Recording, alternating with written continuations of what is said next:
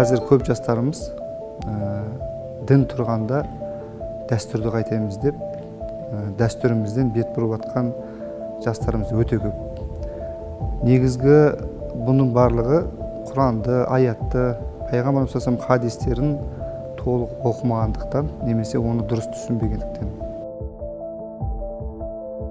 Енді Алла тағала Құранда мына бір аятта айтады: Бисмиллахир-рахманир-рахим. Ва жаалнакум шуғубан ва қабаиля ли тағаруфу. Яғни сендерді ұлтқа, руға бөлдік, бір-бірлерінде тануларың үшін дейді. Әрбір ұлттың өзінің бір болмысы болады. Сол арқылы әрбір ұлт бір-бірін таниды. Мысалы, қазақ оюлы шапан, оюлы тақия деген сияқты сыртқы көрінісі.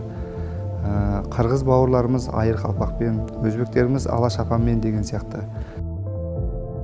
Пайғамбар саллаллаху шариғатымызда айтады, бұл балаға ат қою жайында. Мысалы, бала дүниеге келсе, оның ақиқасын беріңдер дейді. Бізде оны бір бала дүниеге келді деп бір құдай тамағын беріп жатады, қалжалатып. Үйді айналып жүгірме деп айтатын бізге бала кезімізде. Сосын күлді баспа дейтін. Үйді айналма дегенде бұл шариғатымызда қағбаны ғана айналу керек екен. Мына күлді баспа деуі, бұл күлде лас жер, жын шайтандардың мекен екен. Сонда мына жын ұрып кетпесін деп осы нәрсені тоқтатқан екен. Қызға 40 үйден тыйым дейді. Бірақ шариғатымызда да әрбір қыз баласын әлпештеу, оны қорғау мұсылманның міндеті дейді. Ал 40 үйден тыйым деген әрбір 40 үйдегі 40 үйге дейінгі жалпы бір ауыл қыз баласын тәрбиелеу керек дейді.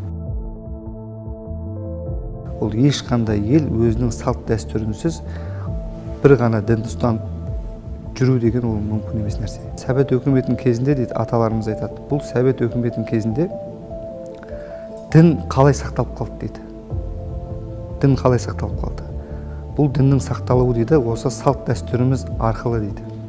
Салт дәстүрімізге соншалықты сіңіп кеткендігі соншалықты, біз салт дәстүрді ұстай отырып, дінімізді сақтап, тәуелсіздігіміз алғаннан кейін бірден мешіттеріміз ашылып кетуі содан екен.